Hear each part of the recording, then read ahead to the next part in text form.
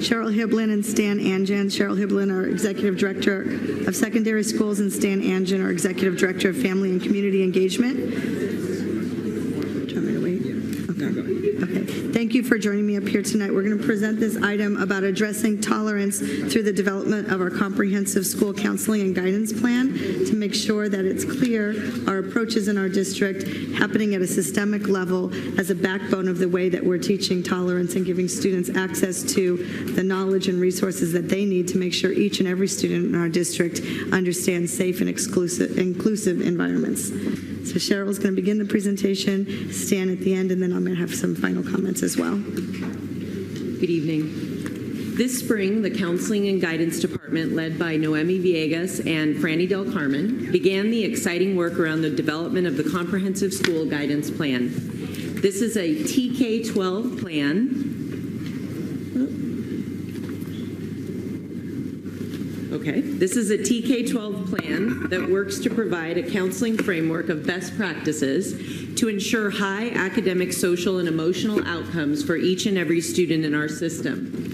This plan is currently being developed in collaboration with central and site counseling teams to address student goals in the areas of academic, career, and life readiness at each grade level. There we go. So you would see a slide showing how the counseling backbone, there will be goals at each of the grade levels, moving them through transitional kindergarten to 12th grade. Next slide. Okay. And then at each grade level, imagine if a parent was to receive each year from their school some type of indicator as to whether or not the metrics around college ready, career ready, and life ready that were embedded in that particular grade level were met, and that there were tiers 1, 2, and 3. An example of this might be college ready, that they were reading at grade level. Career ready, that they had done a job shadow or participated in a student speaker or a guest speaker. And life ready, perhaps that they had good attendance or that they had participated in a club with a certain focus. You know what, you have more luck with this. So as part of the ongoing development of this plan, the department was tasked with ensuring that our TK-12 efforts provided clarity to the approaches and beliefs that were in line with our priority of creating the conditions for tolerance in our diverse system. It was our belief that creating the conditions for tolerance were best situated in our life readiness goal in the area of student leadership, which on the next slide, you'll see the four components. Stan might have to get up. Stand up. No. You'll see the 4 components of life readiness, and we thought that the teaching of tolerance living across our system could really be powerful in the student leadership component. When we look for examples of where student leadership and the teaching of tolerance were working symbiotically, we saw some of the best examples in the places where sites chose to partner with the Anti-Defamation League through their No Place for Hate and A World of Difference programs. Both programs have had a presence in San Diego for over a decade, both through prior board approval and engagement with several TK-12 sites.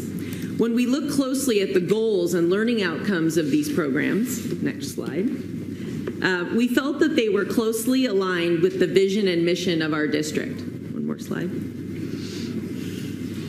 So some of their goals are to create a respectful, inclusive, and safe learning environment and community, to build understanding of the value and benefits of diversity, to improve intergroup relations, to eradicate racism and all forms of bigotry, and to encourage personal responsibility in the promotion of justice and equity. And then some of their learning goals, I won't read through each one of them, but these give some really specific outcomes that we would be working around. One of them that I'll just lift is to increase young people's empathy, self-esteem, critical thinking, and problem-solving abilities. So each of these would fit very nicely if we were doing some measurement around the effects of this particular program through our surveys, our check surveys, and other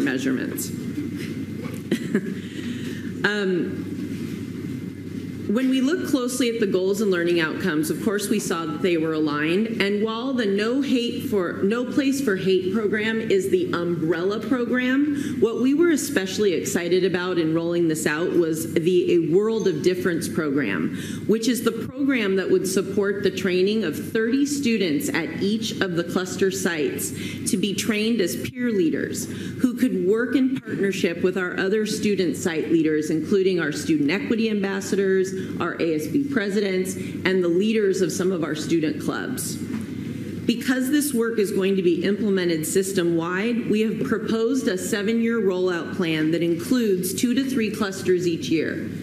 Yeah, go back one. Please note that this does not mean that tolerance will not be addressed before the cluster has had its rollout. This is a plan that is multifaceted and will be implementing a variety of supports from a variety of directions. One example of this is that the intervention counselors and children, youth, and transition resource teachers will be actively engaged in supporting our high priority schools with academic, career, and life readiness in the context of foster, homeless, military, and refugee youth. At the same time, the Anti-Defamation League is collaborating with us on the cluster rollouts.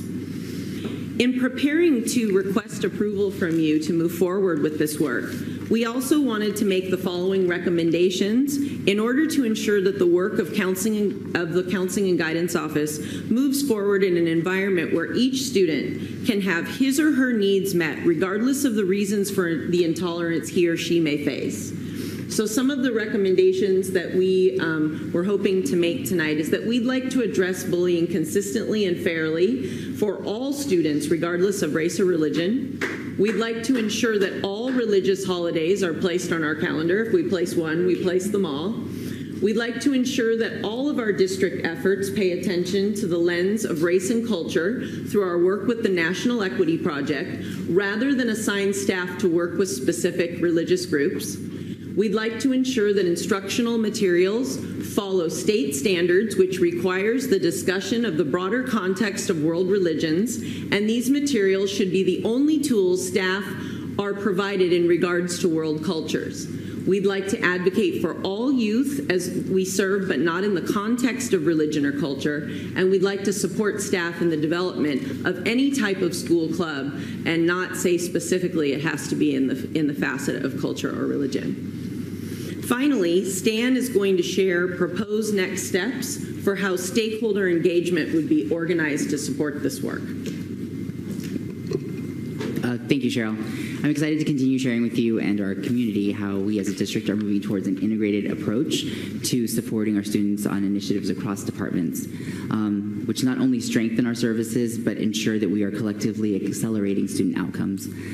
As you've so eloquently shared, Counseling and Guidance will lead the internal during the day supports for our students as it pertains to tolerance.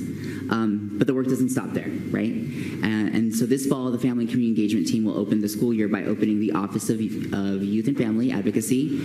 The office will lead a diversity conversation and discussion group that will ensure the voices of students and community members are highlighted and heard as we plan to name it the Intercultural Relations Community Council. It is grounded in our second equity lever, which is community school partnerships. And the equity lever ensures that families, schools, and community organizations engage, connect, and use partnerships to design and take action on outcomes that benefit our children. The new community council will serve as a resource as well as foster the district as we collectively understand the cultural and diverse needs of our student populations and their families, which ensures the representation of the intersectionality of our students' identities. An example of that is, as we were speaking of students, we may have a student who is African, who's also a refugee, who has a primary language other than English. And so that student has more than just one identity. And we are really looking at our students from a very differentiated lens and ensuring that we aren't just labeling them one thing and giving them a one-size-fits-all support. We want to ensure that we are meaningfully engaging our community and appropriately and intentionally providing the right support and service for our children. Audre Lorde speaks of the complexities of intersectionality by sharing that there's no such thing as a single issue because we do not live single-issue lives. This community council will be an essential group in better understanding our students' gender, race, identity, sexuality, and beliefs. This will be the first time we, San Diego Unified, will look at our students beyond only one group, but rather embrace and acknowledge them and their needs, their strengths, and their intercultural identities as children. So we are really excited about the launch of this Intercultural Relations Community Council, as it will provide data, information that will help us drive and better support our students in how we are providing services to meet their needs. Thank you very much, Stan and Cheryl. Great. We've got several public speakers, but did we want to have a motion? I move to approve this recommendation. Do we have a second? Second? Okay. Okay, we've got a lot of public speakers, so we're going to limit it to a minute apiece. Andrea Sajian, Alif Tinney, Linda Williams, Trisha Gallagher-Gertzen, Tammy Gillies, Lindsay Birmingham, Hanif Mojave, Andrea Guerrero, Mijan Afshan, Aaron Suramoto Grassi, and Fayez Nawabi. Please come forward. Go ahead. Hi, my name is Andrea Isajian, and I have 2 children enrolled in the district. I also taught special education for 5 years and have my master's degree in social and emotional disorders, where I developed programs designed creatively to meet unique needs. I stand here today in support of developing a curriculum involving the anti-bullying and Muslim advocacy with the understanding that it requires the same creativity. My main purpose for being here is to listen. I wanted to learn what the district's plans are to address these issues, and I was happy to hear some of the things that I learned tonight. I support this sort of initiative because I want my children to go to school and have open, honest discussions about differing worldviews and lifestyles. I want them to understand different cultures. I want them to have resources and experiences to help them navigate through our multicultural community. I do know that there is 0 funding or direct staff applied to this program, and I would like to know what the board's plans are on how to implement. Thank you. Thank you.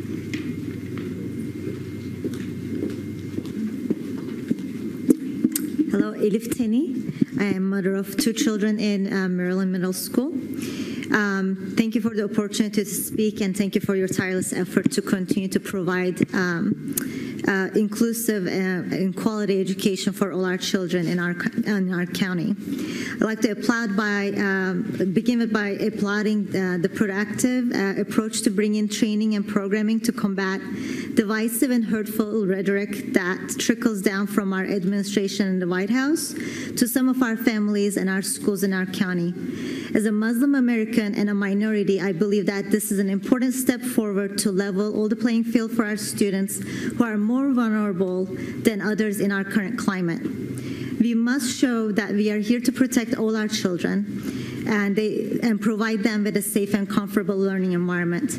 Let me also add that this is one step forward, however, it falls short to actually address the issue in the immediate future. First of all, thank you. Thank you.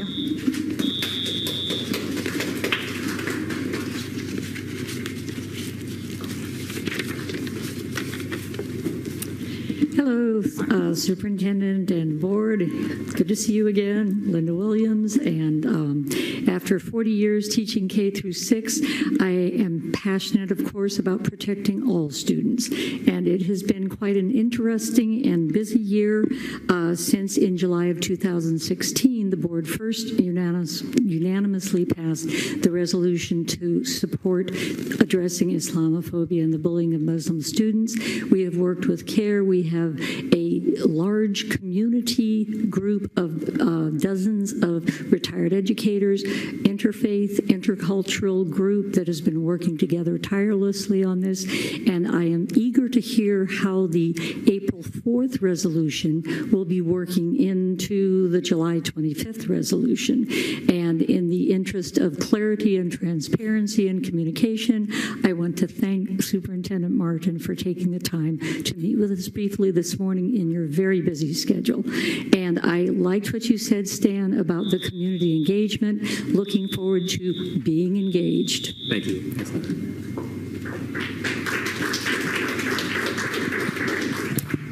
My name is Tricia Gallagher-Gertzen. Although I understand that the revised plan to address bullying of Muslim students may have been curtailed due to a lawsuit, I believe the plan proposed today, although somewhat vague, is wholly inadequate. The about face, turning your backs to the special needs of a targeted population, is akin to saying all lives matter to Black Lives Matter advocates.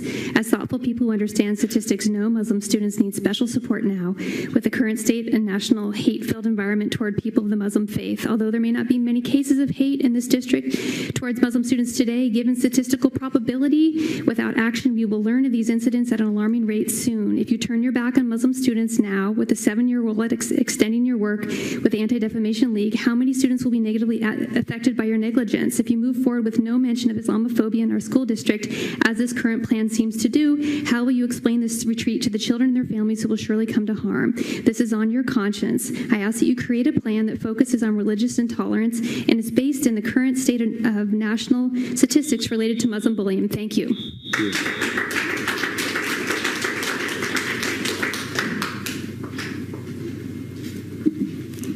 Good evening. Hi, I am Tammy Gillies. I am the Regional Director of the Anti-Defamation League in San Diego. Since our founding in 1913, the ADL has had one mission: to stop the defamation of the Jewish people and to secure justice and fair treatment for all. That "and" is the most important part of our mission statement. When one community is unsafe, we are all unsafe. We have been, as the ADL in San Diego, here for 40 years serving this community. ADL believes that education is key in confronting and eliminating hate. I've got to cut this to a minute. Okay. Our programs have been created in collaboration with and have been evaluated by Columbia University, UPenn, Claremont, and Yale, among others. Since their inception, our programs have reached over 65 million people, adults and children. Just last year, 1.6 million students of every race, religion, ethnicity, sexual orientation, and culture took part in ADL's No Place for Hate program. Thank you. We believe that San Diego Unified is a no place for hate place. Thank you.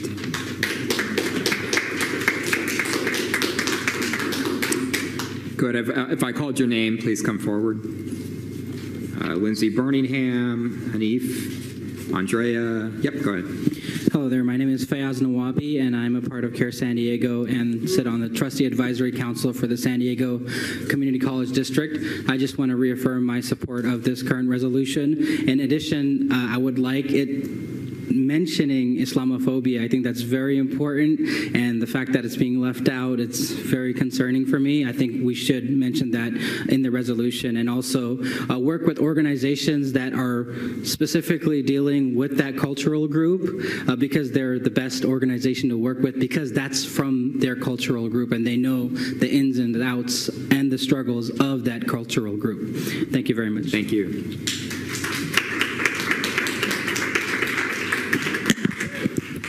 Good evening. I'm Andrea Guerrero, Executive Director of Alliance San Diego, and we are working to build a San Diego where everyone can achieve their full potential in an environment of harmony, safety, equality, and justice. Your resolution is a step towards that, but I want to echo others in saying that it must be more than a general and a global approach to addressing issues of hate and intolerance when we know that in this climate, we have a specific problem of Islamophobia in our communities, and that needs to be addressed in specific ways. It needs to be done so with the stakeholders in those communities, and it needs to be staffed appropriately with individuals from the district who have cultural competence. So please keep that in mind as you're hiring out your team. It is not enough to have a global approach. You must have a specific approach if you're going to address the issues and the problems that were presented to you by CARE, which has done an outstanding job in elevating some of these issues. They are a key stakeholder in this process. Please consider them as your partner.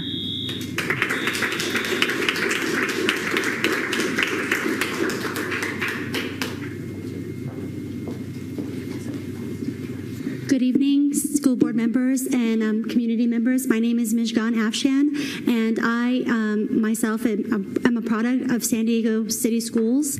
One of my first classes in Euclid Elementary School involved learning about diverse communities and diverse people here in San Diego County, and I was only in the second grade. That has a huge impact on what I've experienced, and growing up in this community, I've seen the changes that have happened, and now with this administration, I believe that it's imperative for the school board to continue their dialogue with CARE San Diego and urge you to please continue this dialogue and working with CARE San Diego to be able to enlighten and administer and find pathways towards understanding in a very difficult time for many families, many of them refugees, many of them Muslim Americans, and most of them, most of all, they're in our community here in San Diego. So please, I urge you to continue this conversation and this dialogue and say true to your word. Thank you.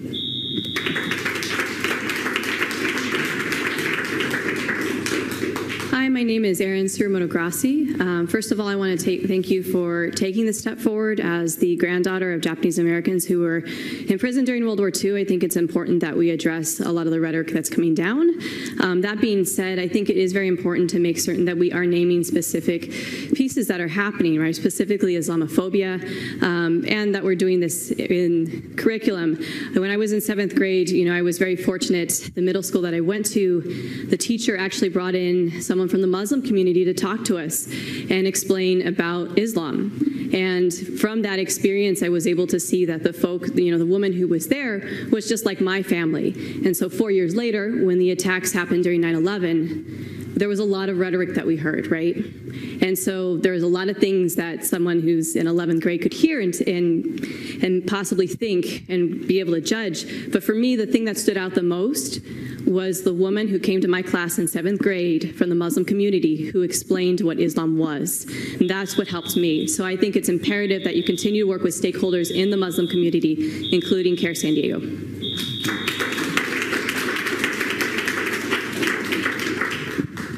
Lindsay Brenningham, San Diego Education Association.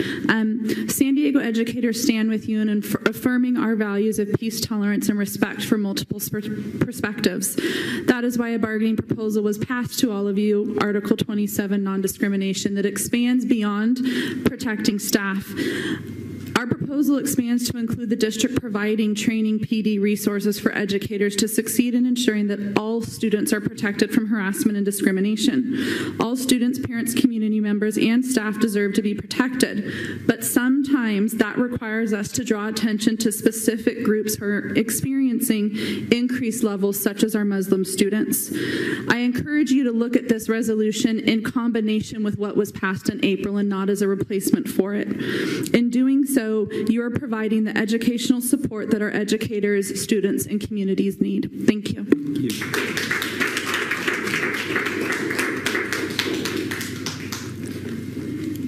My name is Hanif Mohabi, Council on American Islamic Relations, San Diego office. I'm the executive director.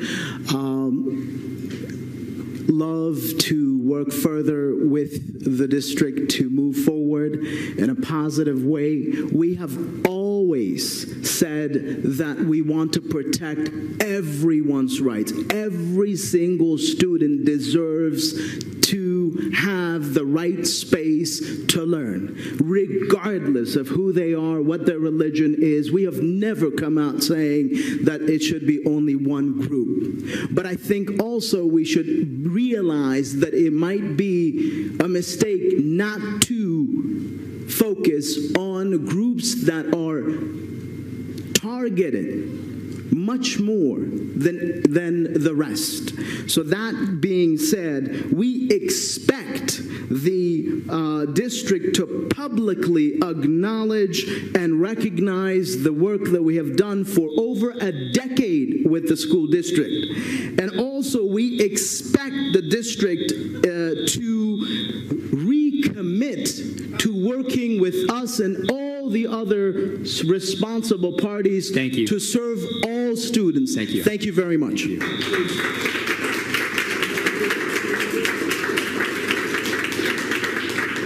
Okay, Atena Mohammed Bayasi, Kevin Iraniha, Amir Nash, Isam Lagrichi, John Michno, Ken Berger.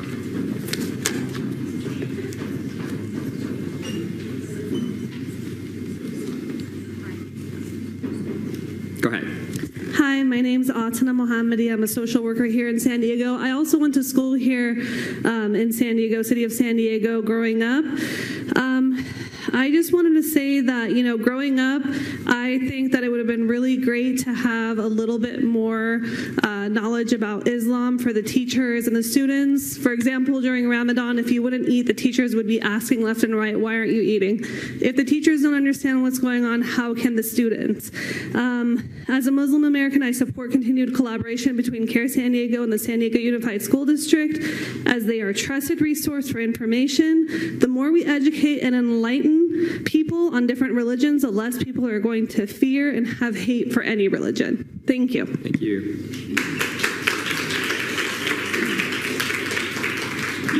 Hi, my name is Ken Berger, and I just want to come here and urge the board to approve E2 on today's agenda. I think it's really important to have a safe learning environment for all students. I've grown up in San Diego County all my life, and I don't even have children yet, but I think it's really important to start this effort now, so in the future, my kids will go into a better school environment. I encourage the board to work with CARE, as they have a lot of experience on this, and as there's no fiscal impact on this plan, I think it's a great idea to approve it. It can only improve the learning environment of students in San Diego. Thank you. Thank you.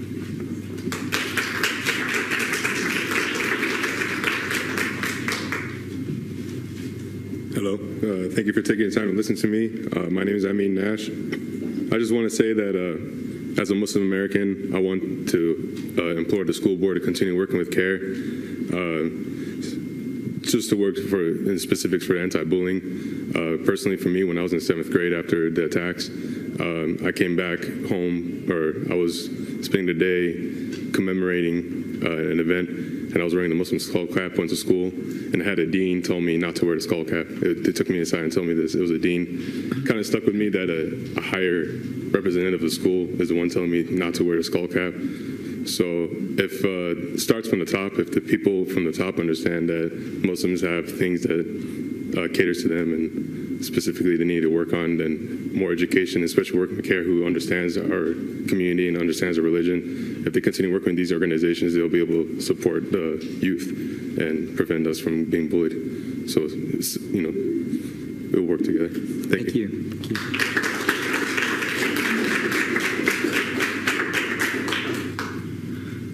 Hi, my name is Mohammed Bayasi. I'm a Muslim American, born and raised in San Diego. I graduated in 2011 with Jeffrey Barrera. We're both, yeah, your son. And so I hope he enjoyed Stanford. And I went to Northern Arizona, yeah. And so I don't want to say back in my day, but back in my day. It's a long time ago. Yeah, it was a while back. Muslim hate crimes were not up 600%. And so I believe CARE San Diego is the most appropriate organization to help address the Islamophobia problem, and especially with 600% increase. And I hope, as an alumni of the San Diego Unified School District, I hope that it stays to be a safe place for people to learn of all religions, colors, ethnicities, and I don't think a plan that doesn't even mention Islamophobia is appropriate. So I do hope that that the right decision is made. Thank you. Thank you very much.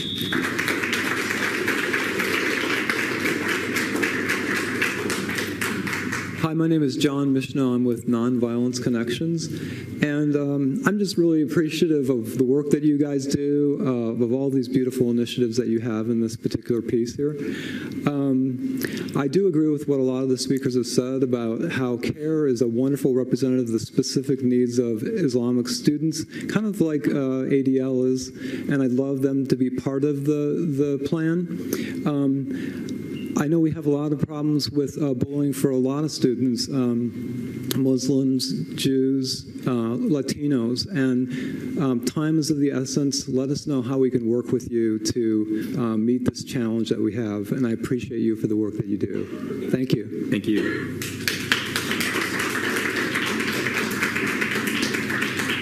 Hi, my name is Kevin Iraniha. I'm a Muslim American, also a community member, and also I'm an educator here in the San Diego district. And I wanted to urge you guys to continue collaboration with CARE. They're really properly addressing the needs of the Muslim Americans concerning Islamophobia and bullying, especially even for somebody like my sister who continues to go to the school district and she wears the hijab. And from time to time, you might hear stories where people have said certain racist remarks to her or have even tried to pull off her hijab. So we hope that you guys continue your collaboration efforts in addressing Islamophobia. Thank you. Thank you.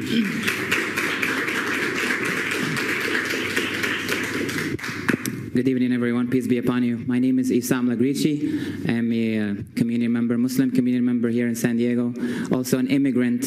And as a parent of kids born here and being an immigrant, I do understand the danger of Islamophobia. I'm a big supporter and I have a lot of respect for the ADL. As a matter of fact, you and I rode the same golf cart at one of the ADL dinners. But I do understand also the concern that, you know, for example, if someone is in a operation room and has a brain tumor, you know, you have a brain surgeon and a heart surgeon, you're not going to kick out the brain surgeon and just keep the heart surgeon. So, you know, whatever you guys end up deciding, I do feel that CARE San Diego has, you know, brought up the issue to the surface, has the solution in hand, and I highly recommend and hope that you guys will acknowledge that and make CARE San Diego part of the solution, because we do need a solution for that. And the proof is actually in the room, people calling us terrorists as we're presenting. Thank you. Thank you.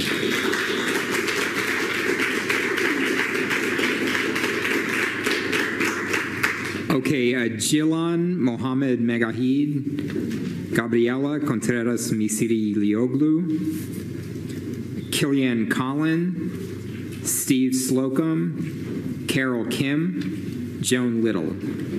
Let's come forward. Are you speaking right away? Yes, please. Go ahead. Okay, my name is Jaylen Mohammed Megahed. I was born Muslim in Egypt and was raised Muslim in San Diego.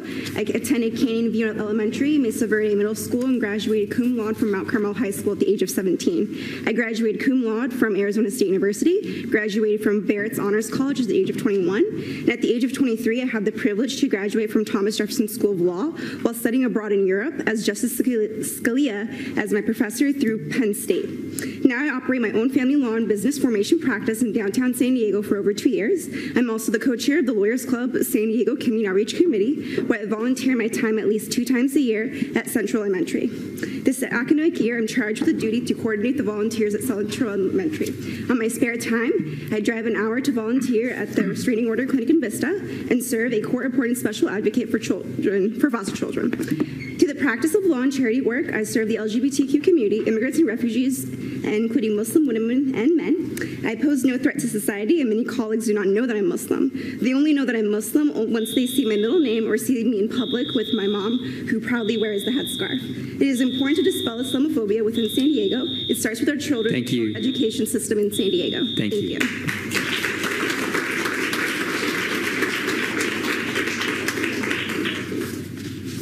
Good evening. My name is Gabriela Contreras Mistirlioglu, San Diego High School Parent Teacher Student Association President, and I'm here to basically speak on behalf of the youth in transition and directly relate that to the counseling.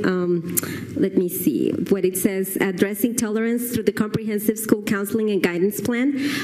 We want these students to be visible for everybody, for the administration, for students, educators, and we want to provide them with a safe place for learning. We have 2,400 students total. 20% of them are under youth in transition. So that would be hundreds of students that do not have a parent or a guardian to speak on their behalf. So that's why I encourage you to include in all these plans that you have, just like you have included Crawford and Hoover, San Diego High School. Please, on behalf of my students, I really want you to follow up on that. I don't know if you would recall this, but we were on the news recently, unfortunately not shedding a good light on our school.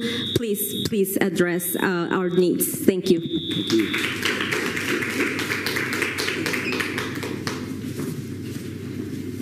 Good evening, board members. My name is Carol Kim. I'm the parent of 2 children in the district. I'm a member of a multi-generational Christian family, and I am here to stand up against Islamophobia.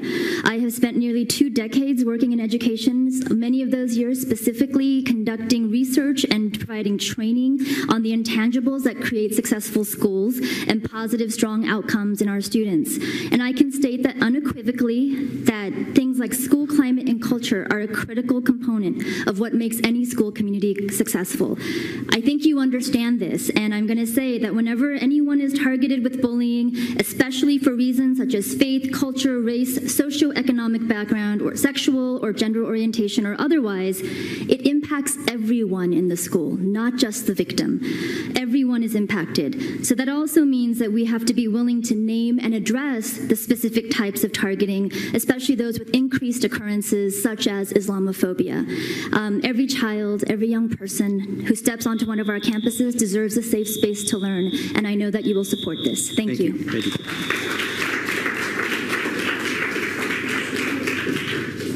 My name is Joan Little. I'm a resident of the city of San Diego, and I come to you to commend you for moving forward on this tolerance program and anti-bullying program.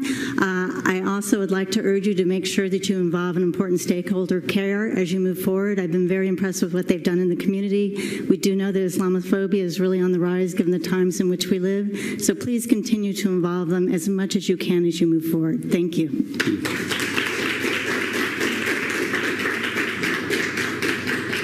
Hello, my name is Steve Slocum. I'm a retired engineer.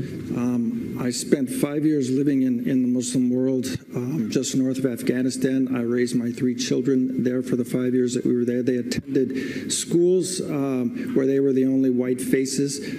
I was there as a Christian missionary, and we were treated with the utmost respect. There was no bullying. There was no Christianophobia, Americanophobia. We were treated with honor and respect there. And so I'm here to represent the Muslim community here, that we do something about the clear and obvious gross misrepresentation of Islam that we see all over our media, with education, with actual facts, by people who know those facts, and so that we can extend to the children that are coming here the same honor and respect that was extended to my children while I was in the Muslim world. Thank you. Thank you.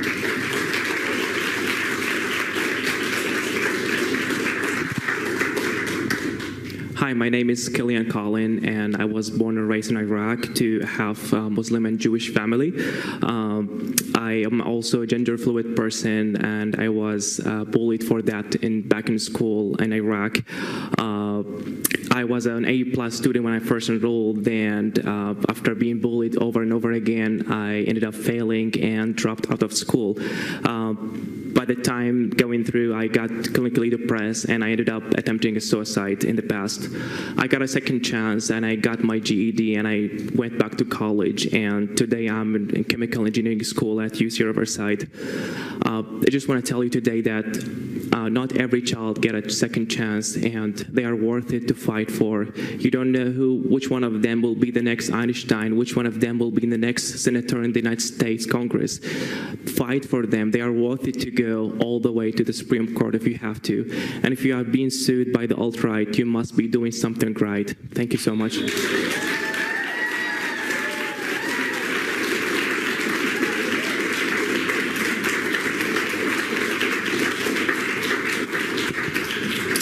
Okay, thank you, board members. We've got a motion and a second. Any comments or questions? Dr. McQuarrie? Good, thank you. So this item is not about one group of students. It's about tolerance for all students. All students and staff members deserve to be protected from ignorance, intolerance, bigotry, and racism. However, there comes a time when some groups are threatened more than others, and from time to time, there is a need for a teaching moment for us to focus on a particular group or situation. That doesn't mean any one group is better, different, or otherwise special. It means that at this particular time, there is a challenge that needs to be addressed. There is a moment that needs to be emphasized. There is an opportunity to develop better understanding. The agenda item recommends tolerance for all through collaborative consultation with all community groups in the development and implementation of comprehensive school counseling and guidance. We are emphasizing the establishment of safe places for children to learn by developing cultural competencies, ethnic education, restorative practices, multiple languages, and civic learning. I support the proposed resolution because it supports the establishment of schools culture and instructional climate that stands up for all students and works with all religious, ethnic, and cultural groups. The plan is comprehensive and inclusive and will address academic and life readiness skills, including leadership, social and emotional, community involvement, and civic engagement, and address issues of tolerance. Thank you, Dr. McQuarrie. Anybody want to go? Vice President Beiser. Thank you, President Barrera. You know, we've been dealing and addressing the issue of bullying in San Diego Unified for many years. When I first got on the board, we had a partnership, a pilot program with the Anti-Defamation League, No Place for Hate, in just a couple of schools.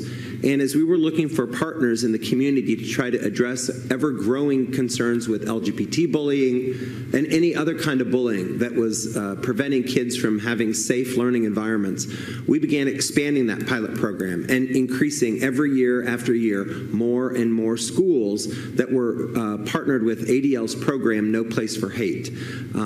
So I'm thrilled that we're going forward with even a new chapter in such a partnership so that we can continue to not only create more hate-free zone schools, but also to create a component where we're actually helping to develop student leaders so that the students can then lead and guide other additional anti-bullying programs in their schools and the clusters across the district.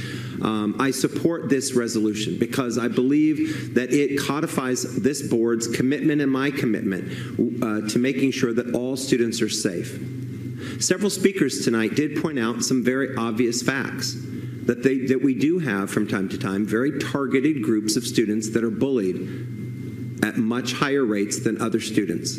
For example, LGBT students, Jewish students, as we see anti-Semitism is rising, Muslim students, African American students, Latino students, immigrant children. And so we have an obligation, individual, civic, and moral, to make sure that we're doing everything in our power to partner with all community stakeholders and members, parents, teachers, staff, and nonprofit organizations, especially CARE. CARE was an organization that brought this to our attention. They are a conduit by which parents and students can get a voice. I know many, many years ago, when the Center for American Islamic Relations started working with parents in our schools to try to help them understand that if they're undergoing problems, if their children are coming home after being bullied at school, that we need to work together to try to solve that problem. And I want to thank CARE and all the people in the Muslim community in San Diego for your partnership of over 12 years. And I look forward to the Community Council, where other community members and partners can help us to address this ongoing problem and find solutions that we can all work towards. I believe one person had mentioned that there was no staff or funding associated with this resolution, but that's not true. Because as we had heard from our staff, we already have many staff members that are dedicated exclusively to addressing the issues and the concerns regarding bullying in our schools. So I specifically want to thank my good friend Linda Williams for coming down tonight. Thank you very much. Thank you, Vice President Beiser. Dr. Evans? Yes. Well, as Mr. Beiser said, the overarching issue is an anti-bullying approach. In April, when we passed the resolution, we were talking about a specific group that was being targeted at that point. We all know that on the national scene that there are leaders who have, vilified a certain group, and that's what's happening. We through the years, we change from time to time. What is the scapegoat? What is the group that's being discriminated against? Previously, as Mr. Beiser mentioned, we've done a lot of work with the LGBT community. We've focused in terms of academic achievement on African American males. And many times when we call out specific groups, people say, well, what about everybody? What about everybody? Yes, we do want to make sure that everybody has a safe place, but we have to call out, the specific problems that exist. And I agree that this committee, which is going to be comprised of persons of all faiths and cultures and backgrounds, can all work together. But again, they're not going to just do it in a generalized way. They're going to focus on what are the specific issues today that need to be addressed. And one of the issues that very clearly needs to be addressed today is the discrimination and harassment and vilification of the Muslim community in our community. And one other thing I want to point out as the staff gave the presentation is I really appreciate the fact that the focus is on working with student leaders. Because I know when we started talking about LGBT bullying and we were coming up with district ideas about it, we found out that students at certain high schools were already doing the work themselves and talking about it. And I think if we're just forming a partnership with the students, that's what's going to have the biggest effect. The peers are going to be teaching each other about tolerance and acceptance and working with each other. So that's what I think is a really very good approach. And when we talk about staff and funding, we have many student leaders who will do it on an unpaid basis, but as part of their contribution to making a good school community. Thanks for mentioning that, because I made a note about the groups. I go back to Knox and the restorative justice groups there and seeing the students operate. And now you're talking about folding this in. Ultimately, you talked also about having all of it come together. So how do you envision this? I mean, what do you see? Because as Dr. Evans pointed out, now this is an issue, but futuristically, I mean, how do you see issues as they come up, training and keeping students abreast of what's going on in order to have them facilitate some? So I think Stan can address how he's going to deal with some of this in the roundtable. But one of the things that we were talking about was I was provided with data, some checks data, the California Healthy Kids Survey data, the calls that come in to Unified. And so there were several trends in this data that were, for me as a district leader, looking at all the schools side by side and noticing that there isn't one direction that some of this is going in, but it's very unique by school and cluster. I think that compiling this data and looking at it very deeply and bringing it to this roundtable so that these discussions about are we improving, where are we seeing what type of issue and how are we intervening, this is going to become very important. And I know when we spoke to the Anti-Defamation League, the word survey, sometimes it's like, oh no, not another survey, but we were talking about how do we use the existing surveys that we have that are getting at certain pieces of information to test our work with the Anti-Defamation League. So this data, especially the California Healthy Kids survey, it was not shocking to me to see that smaller environments had more powerful student agency and they felt like they could take on the world, and then some of the larger environments. It was very interesting looking at this, and I think we have to pay very close attention to this. Does it get at all the data points that we need to look at? No, and I think we're going to have to get strategic about how we look and track some of that outside of these two pieces of data. And so building on that, the community is a data source. They understand the conflicts or the issues that arise on a daily basis within their own homes, within their own neighborhoods. And so bringing those community organization partners into that intercultural relations community council allows us the space to present our data and really get to having them also understand, give us information about why the students are struggling. So we're not just saying kids are struggling and they're failing or they're not coming to school. We're pinpointing and identifying the exact reasons because we're engaging the community and having us better understand what the reasons are. And so in a collective effort, as we deploy our services and supports internally, we would also look at what the community organizations and or parents and or families can also do in conjunction with the work we do so that it is an aligned, systematic approach to supporting students. And as we look at that data on a consistent basis, we would be able to see growth over time. And so we should be able to see improvements of, if it's the bullying, potentially through our early warning systems, be able to identify that the bullying has decreased within a specific community around a specific issue and or conflict because of the specific and intentional way that we went around supporting that school. So rather than saying we're going to now lift one large blanketed bullying initiative, we're differentiating the supports that would provide the right avenue for ensuring our students are successful. Yeah, I think Superintendent Martin and Cheryl and Stan as well, that part of what we need to address tonight is when we passed our resolution in April, which was actually signing off on a plan that we had asked for months prior to that. And the reason that we had asked for a plan months prior to that is, as Vice President Beiser said, because we had people from the community, including our own students, coming forward to us and saying that they were experiencing bullying, that they were not feeling safe, that they were not feeling welcomed in their own schools. Just as we have had many other groups of students over many years come forward with similar experiences. In this case, we were talking about Muslim students.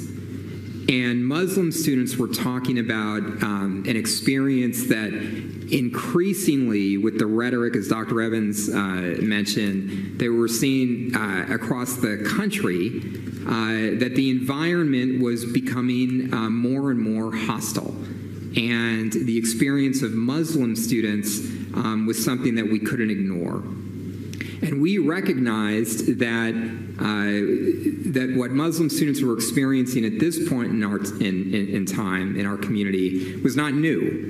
I talked about growing up in El Cajon in the 70s and the 80s and seeing what Muslim students were dealing with after the Iranian hostage crisis. It was very real. And the experiences that we were hearing from our Muslim students today were in some ways different, but in some ways harkened back to some really dark periods in the history of this community. And so we moved forward with a plan to try to address issues that our students and our communities were bringing forward to us. We did it in a way that's consistent with the approach that this district has been taking for many years. As Vice President Beiser talked about, our partnership with the Anti-Defamation League is more than a decade old. Our partnership with community organizations, including the Council of American Islamic Relations, has existed for many years, as it has with many other committed community organizations that are concerned about the well-being of our young people. What it wasn't was the way that some people were choosing to portray it. This was not about promoting a religion. Never was. This was certainly not about promoting Sharia law, as we heard some people choose to mischaracterize our approach. And in fact, the more that we heard that kind of characterization of a program that was consistent with providing support and teaching tolerance to all students from all backgrounds and all experiences being mischaracterized in that way, simply, as these comments would suggest, simply clarified the experience that our Muslim students are going through every day. If we were going to hear that as a school board, we knew that our kids were hearing a lot worse. And so, because of that kind of rhetoric, and because of the mischaracterization of a policy that has always been about all kids, but has also always been about recognizing that when certain groups of kids need a special level of support, that this district has always been there and will always be there for those kids.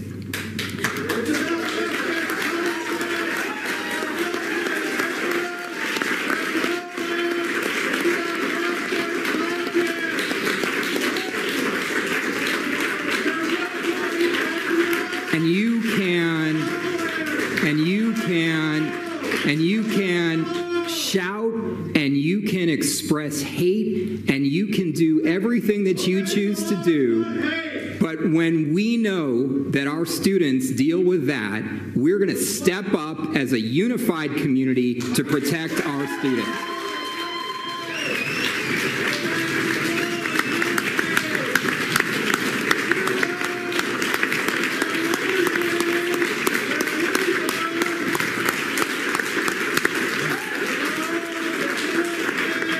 And so, to clarify,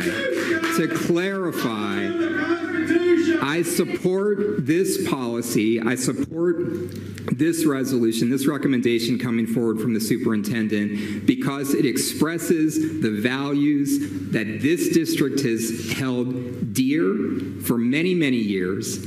It expresses the values of this community. Because you're going to be hauled in front of a court. You're going to lose in front of a court. And therefore, we move forward as a unified community in support of all of our students, including our Muslim students.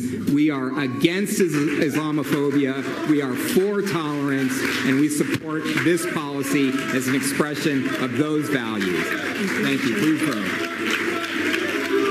Thank you.